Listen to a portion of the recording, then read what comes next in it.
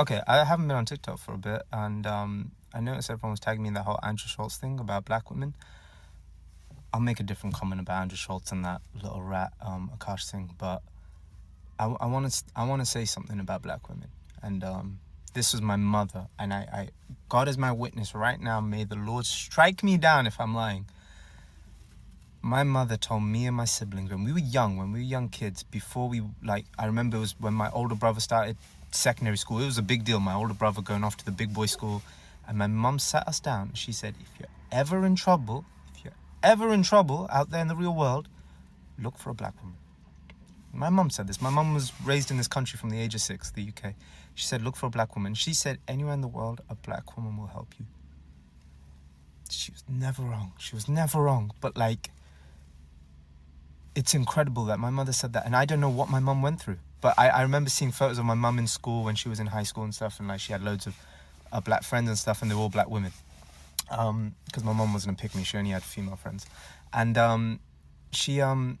so she obviously felt some protection. And growing up for me, I noticed in my school, it was a very predominantly white school. The black teachers looked out for me. I had a black Jamaican teacher called Mrs. Forrester. She looked out for me.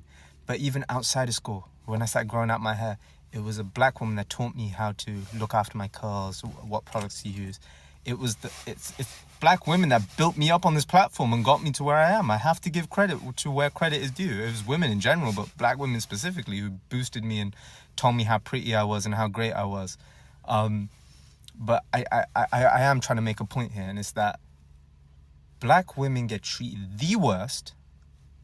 The worst. Malcolm X said this. He goes, unfortunately, they are treated the worst. By the medical field, by the education field, by the police, by everything. Yet they're the ones that give the most love. And for, like, I saw what he said in that post, Andrew Schultz, and like some comments, and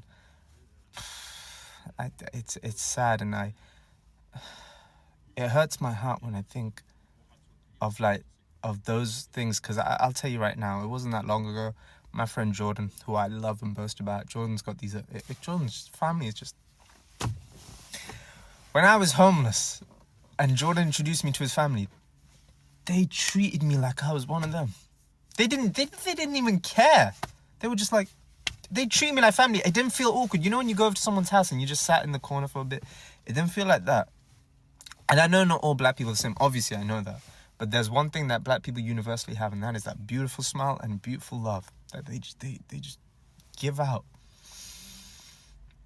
But I'm telling you, it's a special feeling. I remember going to Jordan's once, and like I was just heartbroken. His family just like welcomed me, and they were like, "Where's the?" You know what? You know what his family said to me? They go. Oh, we've got a plate ready for you. And then Jordan's cousin just looks me up and then goes, "You're still skinny, boy." And I'm just like, right, well, yeah, I know I'm home.